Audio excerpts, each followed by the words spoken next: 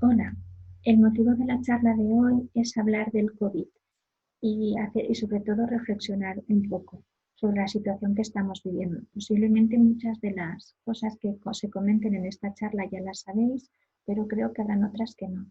Y esas nos pueden ayudar a cambiar nuestra actitud o a mejorar nuestra calidad de vida, que es siempre lo que estamos intentando hacer.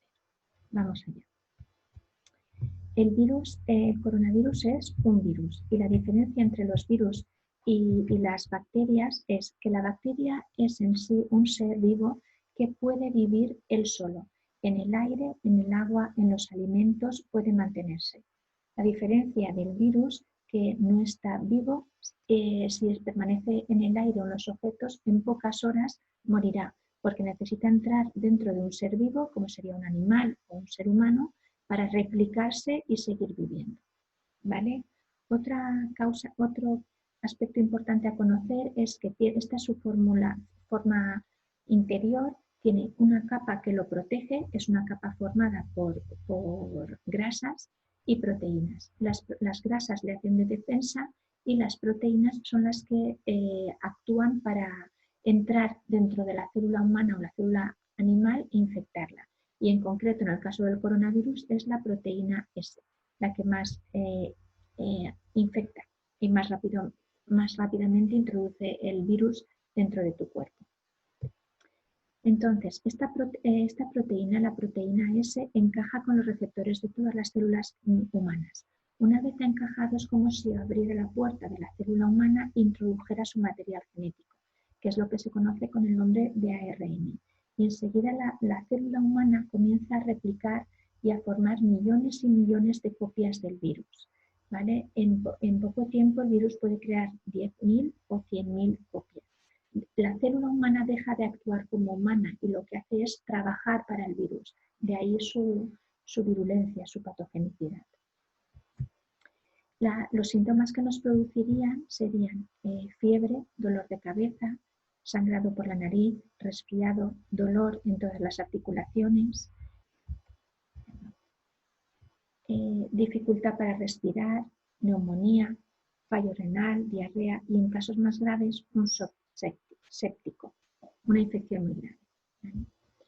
Entonces, en los casos más graves, el COVID lo que hace es activar los linfocitos, que son las células blancas, las células de defensa, ¿vale? Que debido a que o una cierta debilidad del huésped o predisposición genética, se produce una proliferación, un crecimiento de los linfocitos de forma descontrolada, que produce la fiebre, la pancitopenia, alteraciones del hierro y activa los macrófagos y todo el síndrome trombótico.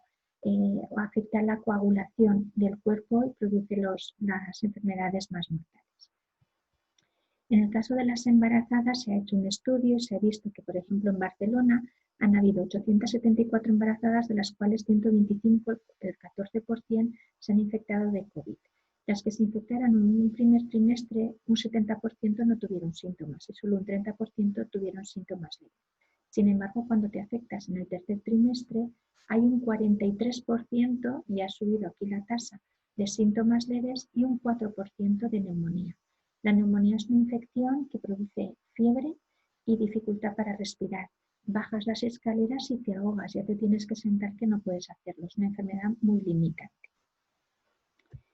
El COVID se contagia por el aire, por partículas que salen de nuestra boca, de nuestra nariz, al toser, al hablar, al gritar, al reír y que incluso pueden estar en las manos o en los objetos que hay alrededor nuestro, porque las más pesadas caen cerca de la persona contagiada, pero las pequeñas gotas, las microgotas, que apenas tienen 5 micras, quedan suspendidas en el aire y son transportadas y permanecerán en el aire entre 8 y 16 horas. Por eso pasamos un periodo de incubación que generalmente oscila alrededor de 5 días, en el que hemos estado cerca de una persona contagiada, pero no sabemos que tenemos la enfermedad porque no tenemos síntomas, ¿vale? Pero hay que saber que el coronavirus tiene un índice de contagio que se llama Rho muy alto, y es que por cada persona contagiada podemos contagiar a 2,68 personas. Al principio tenemos un periodo ventana en el que hay una etapa asintomático, Y los 5 primeros días no tenemos ningún síntoma, no nos damos cuenta de que estamos infectados. Y entre el quinto y el séptimo día aparecen los primeros síntomas. Señalar que el síntoma más importante es la pérdida de olfato. Después está la fiebre, la tos, como si fuera un resfriado. Y aquí es cuando nos hacen unos test, por ejemplo, el PCR que se le hace a las personas que han estado en contacto con gente positiva y da positivo cuando aún ninguna de tus defensas se ha activado. ¿Por qué? Porque estás en el periodo ventana de la infección. Cuando tú empiezas a tener síntomas, el test que te daría positivo, además de la PCR, sería la IgM, que son unas inmunoglobulinas que se activan enseguida y que lo que le están dando señales al médico de que la enfermedad es actual. Mientras que cuando se activa la IgG es una indicación de que la enfermedad ya son defensas que se van a permanecer siempre contigo, serían estas rojas, empiezas a producirlas el día 14 y siempre se quedarán en tu cuerpo para que cuando te vuelvas a enfrentar al coronavirus saques las defensas y puedas combatirlo. ¿Vale? Entonces, la enfermedad dura desde el día 0 hasta el día 28, aunque realmente enfermo estás del día 5 al 25. ¿De acuerdo? La IgM, que son las primeras defensas, salen el día 7 y desaparecen el 25. Y las defensas para siempre salen el día 14 hasta el día 35. ¿Vale? Por eso es importante mantener la distancia social, porque una persona puede contagiar en 5 días a 2,5 personas y en 30 días a 400. Si reduces tus contactos, sales lo mínimo posible o sales solo el 50%, pues una persona contagia a 1,25 personas y en un mes a 15. Y si restringes mucho más tu contagio, en un mes solo contagiarás a 2 personas y es más fácil cortar la cadena de transmisión. Para reducir la infección sabéis que lo más importante es evitar los contactos, lavarse mucho las manos con agua y jabón, mantener distancia de seguridad y cubrir la boca y la nariz, sobre todo para no expulsar partículas que contagien y también para poner una barrera y no recogerlas tú. Es muy importante que el lavado de manos dure entre 1 y 2 minutos, utilizando siempre jabón. Empezamos por la palma de la mano, lo repartimos entre los dedos, detrás de la mano, en los pulgares, las uñas, las muñecas, detrás de los dedos y luego enjuagar y secar. Y es importante hablar del jabón, porque si recordamos que el virus está envuelto por una capa externa de grasas, de lípidos que le hacen más fuerte, cuando el jabón en sí tiene una capa externa y redonda que es afín, que tiene peculiar afinidad con el agua, pero una capa interna que le hace ser muy afín, mezclarse con mucha facilidad con las grasas y con los aceites. Y como la capa externa del virus es una capa grasa, el jabón ayuda a romper esta capa externa y las proteínas y rompe el virus. Las proteínas y los fragmentos de virus son arrastrados por el agua y pierde la capacidad de ataque, de entrar dentro de la célula humana. Y ahora quería hablar un poquito de las vacunas. ¿Vale? La vacuna del coronavirus es una vacuna muy diferente porque es la primera que se ha hecho de forma completamente artificial, que se ha hecho en el laboratorio utilizando el material genético del propio virus. Hay que decir que nuestro material genético se llama ADN y ahí están todas las instrucciones para construir y para trabajar nuestro cuerpo. Que hay una parte de esa parte genética que se llama ARN, que lo que hace es transcribir pequeños fragmentos del código genético y producir las instrucciones que le den mapa, sobre todo las proteínas. Y lo hará dentro del ribosoma de la célula. ¿Vale? Entonces, cuando el ARN mensajero copia las instrucciones para producir una proteína que son cadenas o varias uniones de aminoácidos.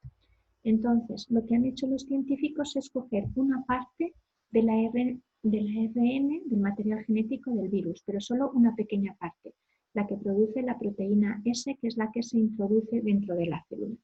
Entonces, le han puesto una capa externa de grasas para ayudar a que sea mejor absorbida por la célula humana. Cuando te la inyectan, el ARN encapsulado entra en tu célula y empieza a producir proteínas vitales, proteínas del virus del coronavirus. Entonces, inmediatamente tus células responden produciendo muchas células, muchos soldados, un ejército que está preparado para, en cuanto te pongas en contacto con un coronavirus que será identificado porque identifican la proteína S, actúa contra él y lo mata y no deja que entre en tu cuerpo. ¿Vale? La vacuna no te puede producir la enfermedad porque solo tiene la parte del virus de la proteína S, no tiene el virus, ¿vale? Solo te ayuda a preparar soldados, a preparar las armas especiales contra ese virus en concreto que te va a atacar en unos días o hasta en un año. Muchas enfermedades, en España, por ejemplo, en el 2008 se produjeron muertes por enfermedades que pueden ser evitadas con vacunas. Por ejemplo, 139 personas murieron de difteria, 39 de sarampión, 133 de tosferina, 200 de polio, 400 de tétanos. Y sin embargo son enfermedades que se vacunan continuamente a los niños y a las personas adultas. ¿Por qué se murieron estas personas? Porque no se pusieron la vacuna. Hay muchas enfermedades que han desaparecido y que las hemos erradicado gracias a la vacuna. Por ejemplo, el 100% de la difteria, el 99% del Haemophilus influenza, un 91% de la hepatitis A, el 83% de la hepatitis B, el 99% del sarampión, de las paperas, de la tosferina, el neumococo, la polio, la rubeola congénita, el tétanos, la varicela. La mayoría de las enfermedades se controlan y dejan de molestarnos porque nuestras personas nos vacunamos. Y sin embargo, ¿qué ha pasado con el coronavirus? Que nos hemos aislado, que nos han puesto tratamiento, nos hemos puesto mascarillas, pero el virus sigue creciendo y creciendo. El país con más casos en Europa es Francia. El segundo país es España. El tercero, Reino Unido. El cuarto, Italia, y el quinto, Alemania. Y estos son datos de la Universidad de Johns Hopkins a 5 de noviembre. Entonces, no tenemos más medios para controlar la enfermedad que empezar a ponernos la vacuna. Y en un año estará controlado porque necesitamos que muchas personas se pongan la vacuna para que sean inmunes, saquen sus propias defensas y vayan matando a los virus, que no pueden vivir en el aire, en el agua, que necesitan reproducirse dentro de las personas. Cuantas más personas tengamos defensas contra esos virus, menos capacidad de virulencia, menos capacidad de contagio tendrá el coronavirus.